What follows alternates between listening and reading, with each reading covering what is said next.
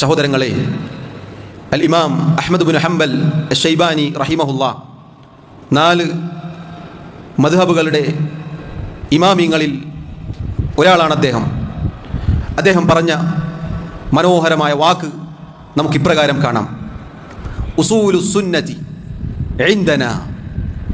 സുന്നത്തിൻ്റെ അടിസ്ഥാനങ്ങൾ എന്നാൽ നമ്മുടെ അടുക്കൽ.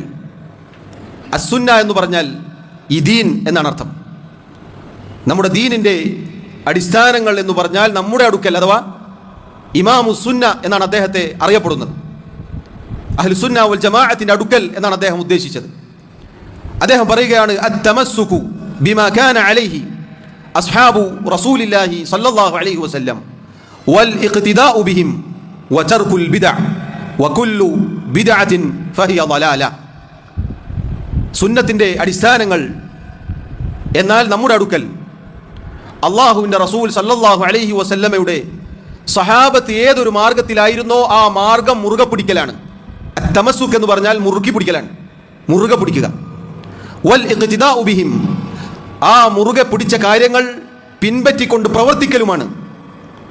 വതർകുൽ ബിദ്അ, അതിനുശേഷം വരുന്ന പുതുതായി ഉണ്ടാക്കപ്പെടുന്ന കാര്യങ്ങൾ ഉപേക്ഷിക്കലുമാണ്. കാരണം വകുല്ലു ബിദ്അത്തിൻ ഫഹിയ ളലാല, എല്ലാ ബിദ്അത്തുകളും, ദീനിലേക്ക് കടത്തിക്കൂട്ടപ്പെട്ട പുത്തനാചാരങ്ങൾ മുഴുവനും എല്ലാം ളലാലത്തുൻ, വഴികേടാകുന്നു.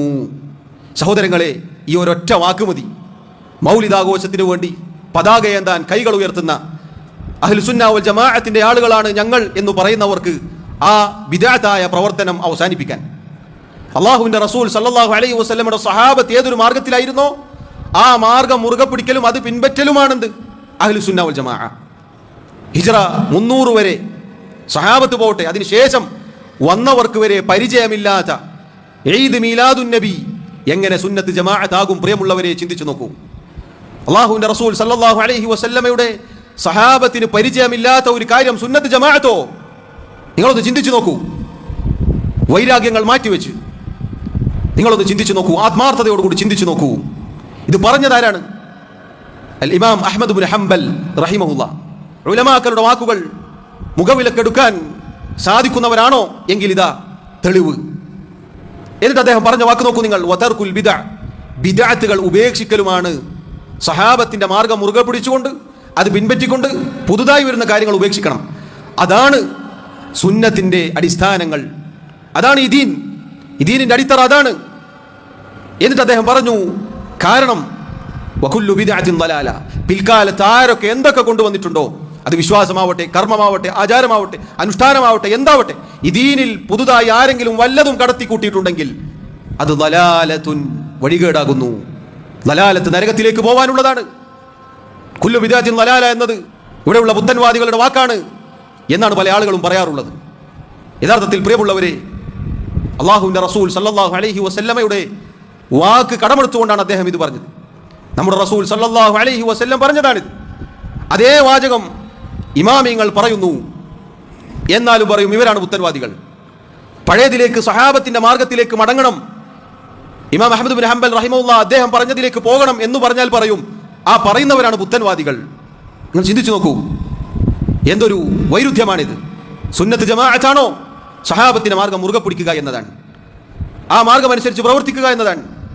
ഉബൈദികൾ, ഫാത്തിമികൾ കൊണ്ടുവന്ന, ഷിയാക്കൾ കൊണ്ടുവന്ന, പിൽക്കാലത്ത് ആരോ ഈ ദീനിൽ കടത്തിക്കൂട്ടി ആചരിച്ചു വന്ന കാര്യങ്ങൾ ഒഴിവാക്കുക എന്നതാണ് നമ്മുടെ ദീനിന്റെ അടിസ്ഥാനം. അതുകൊണ്ട് സഹോദരങ്ങളെ, ഞാൻ ആദ്യം ഓതി വെച്ച ആയത്ത് ഒരിക്കൽ കൂടി നമ്മൾ ശ്രദ്ധിക്കുക. അല്ലദീ ഖലഖൽ മൗത വൽ ഹയാത ലിയബ്ലുവകും അയ്യുകും അഹ്സനു അമല. അല്ലാഹു റബ്ബുൽ ആലമീൻ അവൻ ജീവിതവും മരണവും സൃഷ്ടിച്ചവനാണ്.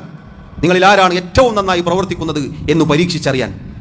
ഏറ്റവും നല്ലത് എന്ന് പറഞ്ഞാൽ അള്ളാഹുവിന് വേണ്ടി മാത്രമായിരിക്കണം. നമ്മുടെ റസൂൽ സല്ലല്ലാഹു അലൈഹി വസല്ലം പഠിപ്പിച്ചതുപോലെയുമായിരിക്കണം. എങ്കിൽ മാത്രമേ അള്ളാഹു നമ്മിൽ നിന്നും ഖബൂൽ ചെയ്യുകയുള്ളൂ.